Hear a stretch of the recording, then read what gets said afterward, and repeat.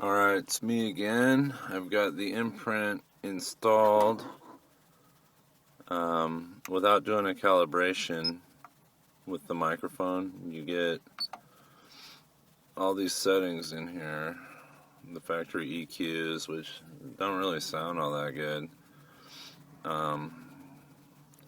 You get sound field adjustments with a EQ. You can change all the bands. This is the 7 band, you get a 5 band also.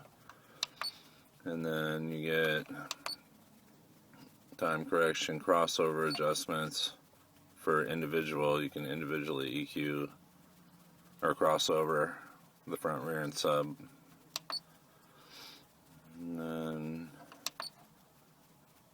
subwoofer system, channeling, all that junk. I wasn't real happy with the sound just by plugging the Imprint in. Now, today I ran the calibration, and to turn that multi-EQ on, you hold this button in and turn your curve on. I've only written one curve to it. I did a curve for the driver's seat, and then I'm going to do a curve for the entire vehicle on curve 2. Makes sense to me. But after multi-EQing it with the microphone, the sound is really good, but when you go in here, you no longer have any of the options I just showed you.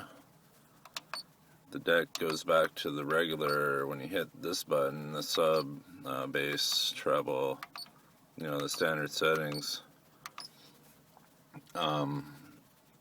When the multi-EQ is off, you lose the standard bass treble control, and you're forced to use the equalizers, which is really... they don't seem to make a huge difference. I mean, it's not... I can't achieve the highs that I had before with my Kappa series separates. And then I got these two-way infinities in the doors. Then I got Alpine 6x9s in the back. So I know I have a ton of high-end. And I also got these infinity reference tweets. And like I said, the Alpine 6x9 three-ways in the back. And MTX Thunder 7500s in the trunk with JL 500x1 monoblock and JL 4x300 high-end amp. But now that I multi-EQ'd it, the sound is really good, and I really miss just the standard bass treble control for while you're driving, because it's just a lot easier. But after multi-EQing it, the sound quality is really good. It just made a nice little difference. I don't know if I could recommend it or not, because it doesn't sound much different than it did without the Imprint box hooked up. So I don't know, kind of a judgment call, but I'm going to test it out some more, and I'll let you guys know what I think. So far, I'm not really that impressed, but it did make a difference. But compared to the deck I had, I think it was the CDA 9827.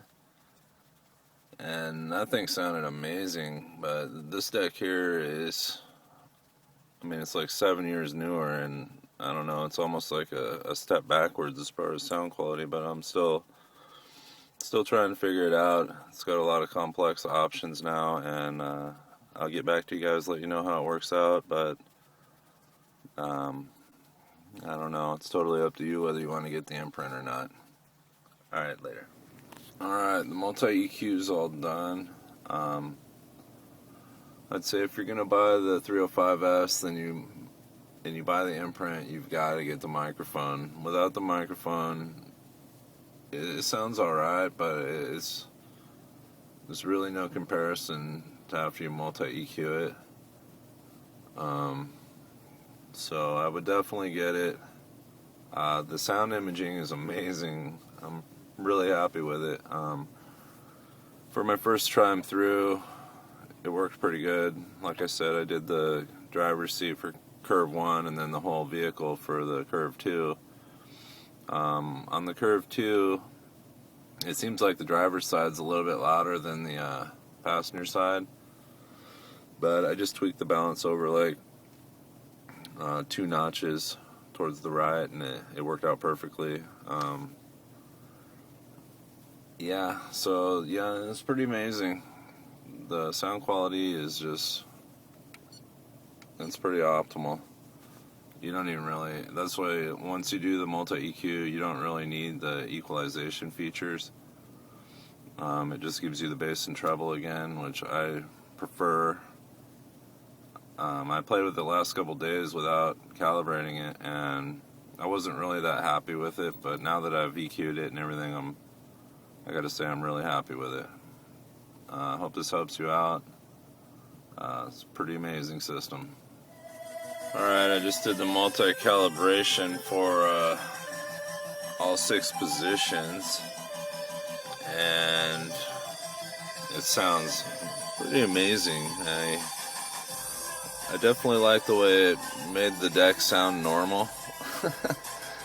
When you first plug in the Imprint mod or box, you're without running the calibration, you're not quite sure if you made the right decision. But after going through all the calibration procedures and everything, I feel like it made a definite difference, especially when you put it on driver. It just directs the sound stage towards your head, and I just did one calibration like on my left ear first, and then another calibration on my right ear, and yeah, it totally just directs the sound field like directly to your ears, which is pretty cool. And then on curve number 2, I set it for everybody in the vehicle, and it sounds really good. I'm pretty happy I bought it now. I was really skeptical at first, but you just got to keep plugging away at it till you get it. Alright, man. Have a good one.